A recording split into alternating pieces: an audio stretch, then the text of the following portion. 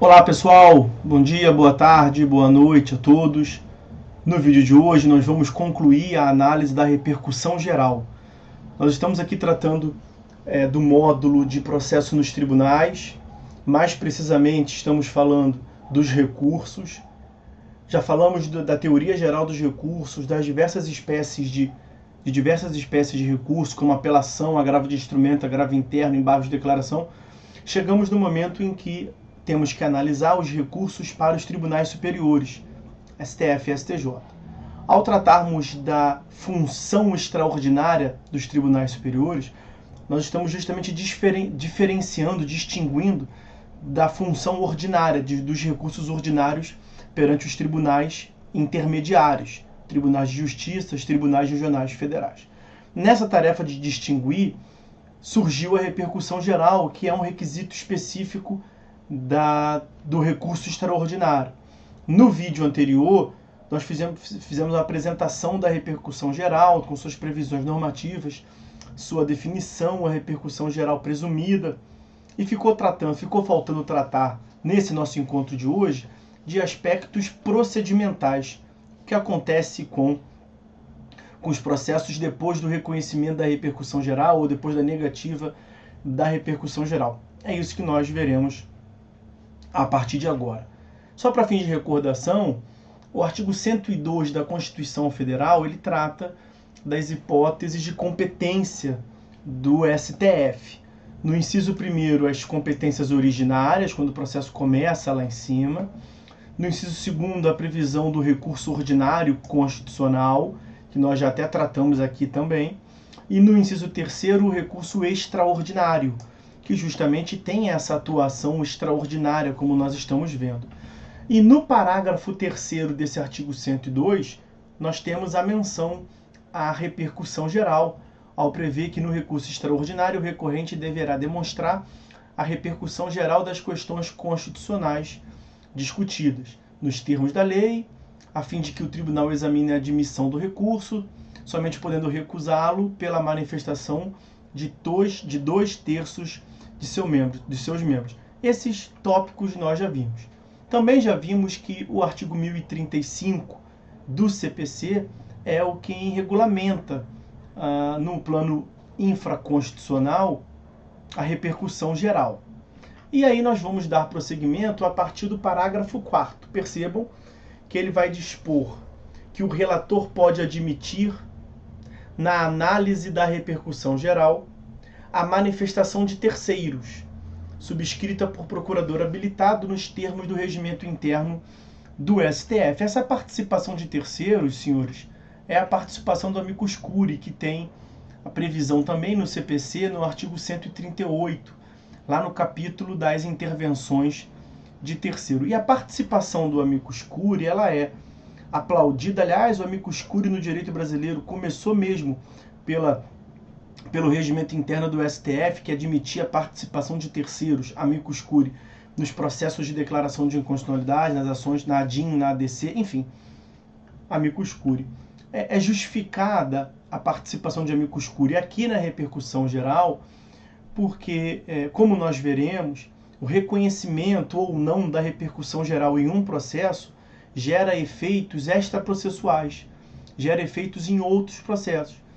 Resumidamente, quando a repercussão geral é reconhecida e o recurso está para ser julgado no STF, isso vai ensejar o sobrestamento dos outros recursos que digam e que tratem da mesma questão constitucional.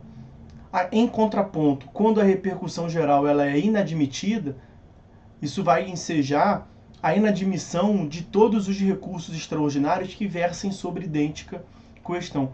Então, é importante a participação de amicus curiae, porque a eficácia extraprocessual, extra partes, é evidente nesse caso, e aí o Código está em mais uma oportunidade, dando aso ao contraditório participativo de um modo ampliado, para justificar esses mecanismos de vinculação como um todo, como acaba sendo aqui o da repercussão geral. Ok? Bom, dando continuidade, o artigo 1035, parágrafo 5º do CPC, vai começar a tratar das hipóteses, seja de admissão da repercussão geral ou não. E ele vai prever que, reconhecida a repercussão geral, o relator no STF determinará a suspensão do processamento de todos os processos pendentes, individuais ou coletivos, que versem sobre a questão e tramitem no âmbito do território nacional, evidentemente. Okay? Então, reconhecida a repercussão geral, a princípio nós teremos a suspensão dos processos que versem sobre a mesma questão constitucional, para evitar decisões contraditórias. Ao fim e ao cabo, deve prevalecer mesmo a concepção do STF, que é o guardião da Constituição. Mas percebam que o verbo é impositivo aqui no parágrafo 5º, né? O relator no STF determinará a suspensão. Em que pese essa previsão, a jurisprudência do STF, o STF já se manifestou no sentido de que esta suspensão dos demais processos não é automática, dependendo, portanto, de determinação, de deliberação do relator do recurso extraordinário paradigma que teve a repercussão geral reconhecida. Bom, em seguimento, o parágrafo 6º prevê uma hipótese que eu vou explicar para os senhores para entender o seguinte: o interessado pode requerer ao presidente ou ao vice-presidente do tribunal de origem que exclua da decisão de sobrestamento e inadmita eventual recurso extraordinário que tenha sido interposto intempestivamente, tendo o recorrente o prazo de 5 dias para manifestar-se sobre esse requerimento. O seguinte, no dispositivo anterior nós vimos o sobrestamento, reconhecida a repercussão geral, a princípio, o relator do STF determinará a suspensão de todos os processos no âmbito nacional. Agora, você imagina que o processo em que você esteja atuando, você está como recorrido, a outra parte interpôs recurso extraordinário e iria subir para o STF também, mas o tribunal de origem barrou. Barrou por quê? Porque já tem um outro recurso idêntico, onde está analisando a repercussão geral. E a repercussão geral, tendo sido admitido no outro, vai ensejar a suspensão desse seu processo. Só que aí você olha para aquele recurso, você como recorrido, você olha para o recurso e vê que ele é intempestivo. Quer dizer, vai esperar à toa. Porque a lógica de esperar, de suspender para aguardar o julgamento no STF, é depois aplicar o julgamento do STF àquelas causas. Só que o seu caso não vai ter a aplicação do entendimento do STF pela simples razão de que aquele recurso é intempestivo, já se deu o trânsito em julgado. Então, ao invés de esperar, nesse seu caso, justamente o contrário que deve se dar. Você tem interesse em obter o trânsito em julgado. Você tem interesse em começar a execução definitiva daquele julgado.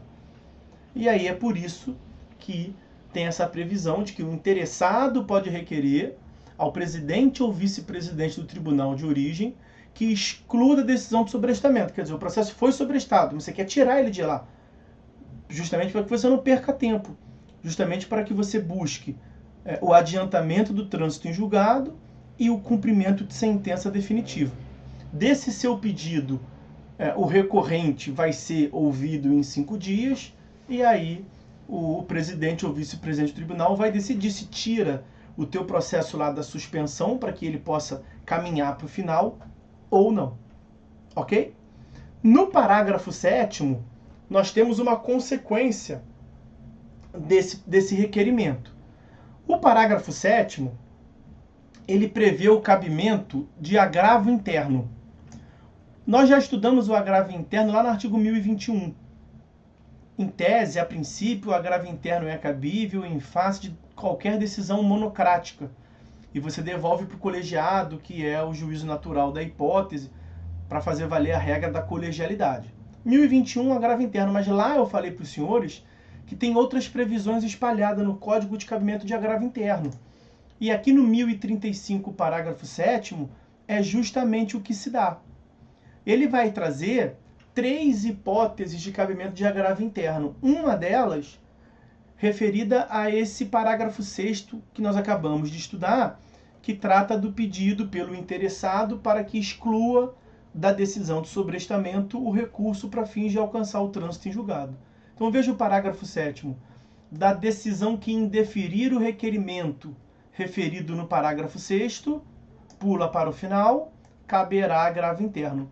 Então você pediu para que o presidente ou vice-presidente, o regimento interno vai te dizer isso, tá? Se é o presidente ou vice-presidente do tribunal, para que ele exclua o seu processo da decisão de sobrestamento, porque o seu processo ele já está fadado a ser extinto, ele está fadado a ser concluído. Por quê?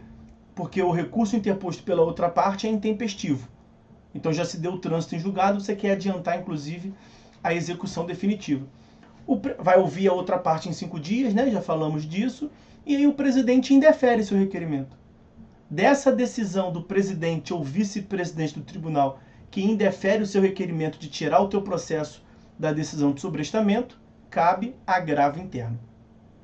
Além dessa hipótese de cabimento de agravo interno, também vai caber agravo interno da decisão pula.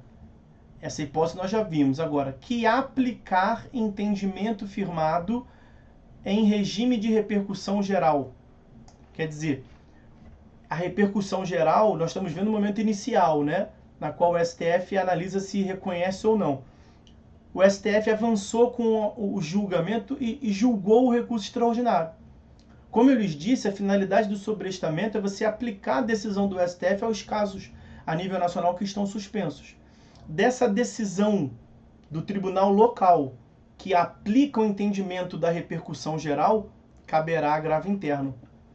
Então, a decisão que aplica entendimento firmado em repercussão geral é impugnável por agravo interno. E também a decisão que aplica entendimento firmado em julgamento de recursos repetitivos está sujeita a agravo interno. E aí nós veremos o recurso repetitivo, adiante não vimos ainda, mas a lógica é parecida. Quando um certo recurso é tido como paradigma, num recurso tido como recurso repetitivo, suspende o andamento de todos os recursos a nível nacional. E aí, quando do julgamento daquele recurso paradigma, a tese será aplicada a todos os recursos suspensos. E você pode querer sustentar que o seu caso é distinto, por exemplo. Você pode querer buscar uma distinção. E você vai fazer isso como? Agravo interno. Importantíssimo esse parágrafo 7º do artigo 1035. O parágrafo 8º, pela ordem, seria o 8º, né? Mas ele trata da negativa de repercussão geral. Eu quero, antes disso, ver o parágrafo 9º com os senhores. O parágrafo 9º prevê que o recurso que tiver repercussão geral reconhecida, e nós estamos justamente vendo essas hipóteses de reconhecimento da repercussão geral, o recurso deve ser julgado no prazo de 1 ano e ele terá preferência sobre os demais feitos, ressalvados os que envolvam réu preso e os pedidos de habeas corpus. No parágrafo 10, que foi revogado pela mesma lei que eu mencionei no vídeo anterior, a Lei 13.256 de 2016, o parágrafo 10 foi revogado, mas ele previa que, em não havendo julgamento nesse prazo de 1 ano, cessaria automaticamente a suspensão dos processos que tiveram que foram sobrestados e retornariam ao seu curso normal. Então veja que não é mais assim. O recurso que tiver repercussão geral reconhecida, a princípio vai ensejar o sobrestamento de todos os outros processos que viessem sobre questão idêntica a nível nacional, e ele tem 1 ano para ser julgado. Só que se nesse 1 ano ele não for julgado, não cessa e continua a suspensão. Aí você pode pensar assim, mas por que manteve esse parágrafo 9º, então?